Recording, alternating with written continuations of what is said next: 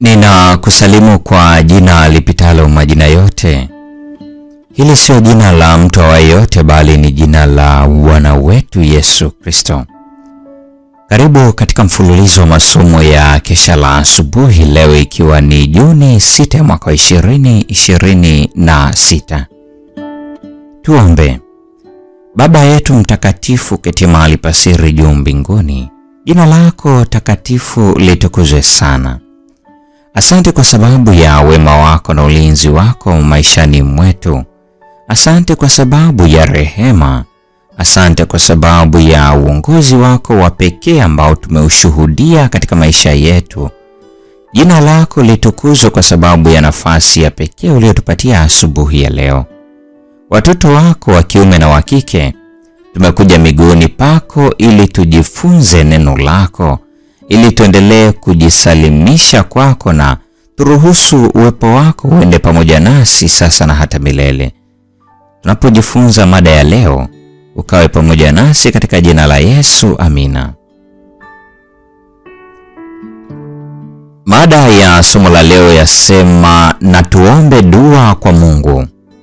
Mada hii imejengeka katika kitabu cha Yakobo sura ile ya kwanza aya 5, ambapo neno la Mungu linasema, lakini mtu wa kwenu akipungukiwa na hekima, na aombe dua kwa Mungu, awapai wote kwa ukarimu, wala hakemei, naye atapewa.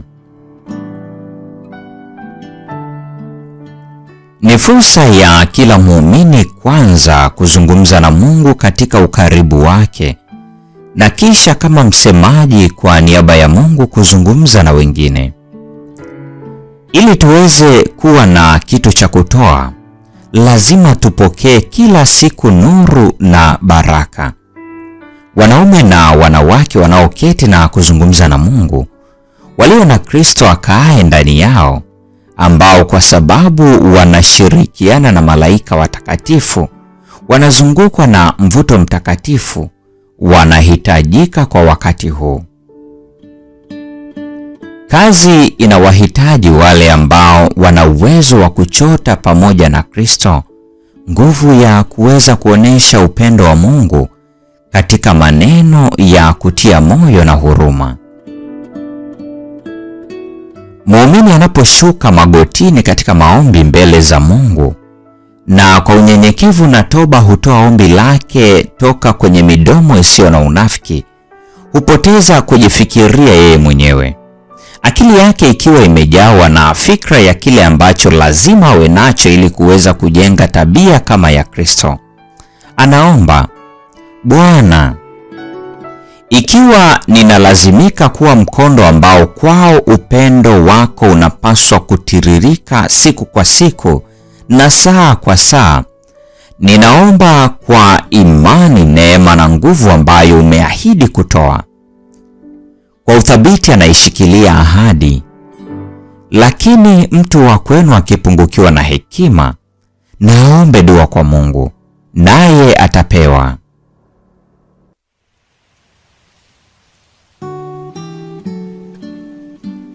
Utegemezi huu unamfurahisha sana Bwana.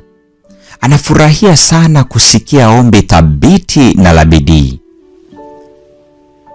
Kwa neema ya pekee na iadilishayo, Bwana anamtakasa mwombaji mnyenyekevu, akimpatia uwezo ili kutekeleza majukumu mazito zaidi. Yote yanayofanywa hufanywa kwa Bwana, na hili huinua na kusafisha wito wa hali ya chini kabisa. Hupamba kwa heshima kila neno, kila tendo, na humuunganisha mtendakazi mpole na mkuu na malaika katika nyua za mbinguni. Wana na binti za Mungu wana kazi kubwa ya kufanya ulimwenguni. Wanapaswa kulipokea neno la Mungu kama mshauri wao na kulitoa kwa wengine. Wanapaswa kueneza nuru. Wote ambao wamepokea neno lililopandikizwa watakuwa waaminifu katika kutoa neno hilo kwa wengine.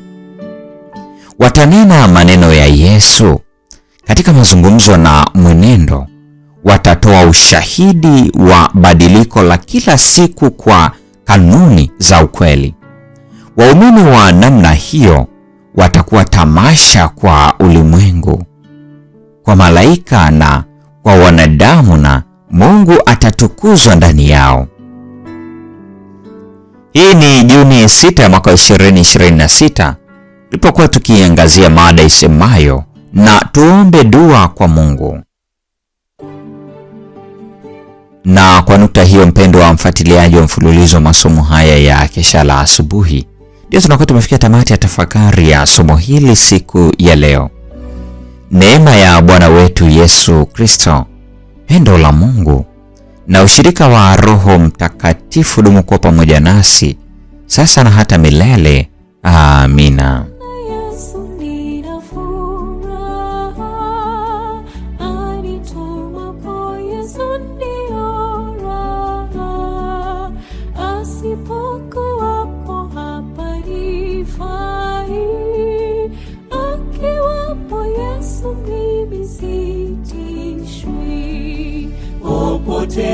Popote sina mashaka, popote na Yesu naweza kwenda. Popote sina mashaka, popote na Yesu naweza kwenda.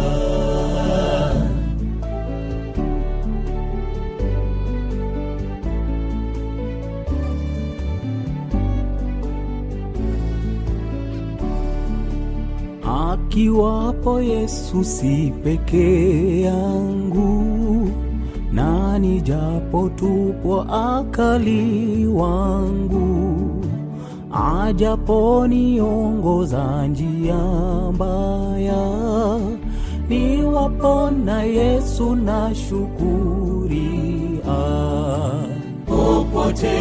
Popote sina mashaka, popote na Yesu naweza kwenda.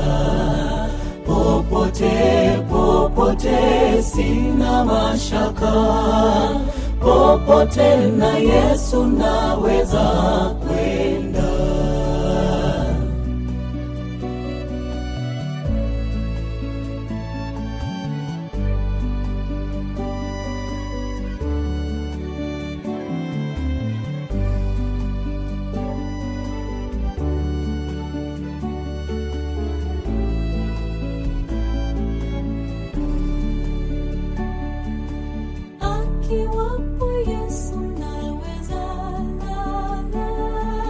Naweza pumzika hata kiyama, kisha nitakwenda kwake milele. Akiwapo Yesu furaha tele. Popote sina mashaka, popote na Yesu naweza kwenda. Popote sina mashaka, popote na Yesu naweza kwenda. Popote sina mashaka, popote na Yesu naweza